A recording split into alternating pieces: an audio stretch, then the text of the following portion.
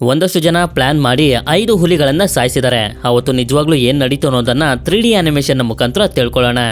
June 26, 2025 ಮಲೆಮಹದೇಶ್ವರದ ಹುಗ್ಯಾಂ range ನಲ್ಲಿ forest ಆಫೀಸರ್ಸ್ಗಳು ರೌಂಡ್ಸ್ಗೆ ಅಂತ ಬಂದಾಗ ಅಲ್ಲಿ ಒಂದು 11 ವರ್ಷದ ಹೆಣ್ಣು ಹುಲಿ ಹಾಗೆ ಅದರ 4-8 ತಿಂಗಳ ಮರಿಗಳು ಸತ್ತು ಬಿದ್ದಿರೋದನ್ನ ನೋಡ್ತಾರೆ. ಹಾಗೆ ಪಕ್ಕದಲ್ಲಿ ಒಂದು ಹಸುನು ಕೂಡ ಅರ್ಧಂಬರ್ಧ ತಿಂದು ಬಿಟ್ಟಿರುವಂತ ಸ್ಥಿತಿಲಿ ಸಿಗುತ್ತೆ. ನಂತರ ಇನ್ನಷ್ಟು ಫಾರೆಸ್ಟ್ ಆಫೀಸರ್ಸ್ ಗಳು ಬಂದು ಇದನ್ನೆಲ್ಲ ಇನ್ನಷ್ಟು ಇನ್ಸ್ಪೆಕ್ಟ್ ಮಾಡಿ ಹುಲಿಗಳ ರಕ್ತ, ಮಾಂಸ ಹಾಗೆ ಹೊಟ್ಟೆಯ ಸ್ಯಾಂಪಲ್ ನ ತಗೊಂಡು ಟೆಸ್ಟ್ ಗೆ ಅಂತ ಲ್ಯಾಬ್ ಗೆ ಕಳಿಸ್ತಾರೆ. ಇದಾದ್ಮೇಲೆ ರಿಪೋರ್ಟ್ ಬರುತ್ತೆ, ಹುಲಿಗಳು ವಿಷನ ತಿಂದು ಸತ್ತೋಗಿದಾವೆ ಅಂತ. ಅಂದ್ರೆ ಆ ಹಸುವಿನ ಮಾಂಸಕ್ಕೆ ಯಾರೋ ಕೀಟನಾಶಕನ ಬೆರೆಸಿದ್ದಾರೆ, ಅದನ್ನ ತಿಂದು ಈ ಹುಲಿಗಳು ಸತ್ತಿದಾವೆ ಅಂತ ಕನ್ಫರ್ಮ್ ಆಗುತ್ತೆ.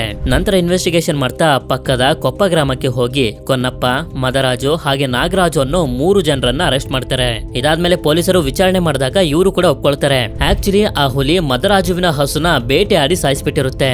ಇದರಿಂದ ಇವನು ಹೇಗಾದ್ರೂ ಮಾಡಿ ಆ ಹುಲಿ ಮೇಲೆ ಸೇಡನ್ನ ತೀರ್ಸ್ಕೊಳ್ಬೇಕು ಅಂತ ಇವನ ಜೊತೆ ಕೊನ್ನಪ್ಪ ಹಾಗೆ ನಾಗರಾಜುನು ಕೂಡ ಜೊತೆಲಿ ಸೇರಿಸ್ಕೊಂಡು ಹುಲಿ ಅರ್ಧಂಬರ್ಧ ತಿಂದು ಬಿಟ್ಟು ಹೋಗಿದಂತ ಹಸುವಿನ ಮಾಂಸಕ್ಕೆ ಪೆಸ್ಟಿಸೈಡ್ ಅನ್ನ ಅಂದ್ರೆ ಕೀಟನಾಶಕವನ್ನ ಬೆರೆಸಿರ್ತಾರೆ. ನಂತರ ತಾಯಿ ಹುಲಿಯ ಜೊತೆ 4 ಮರಿಗಳು ಕೂಡ ಅದರ ಮಾಂಸನ ತಿಂದು ಸತ್ತೋಗಿದ್ದಾವೆ.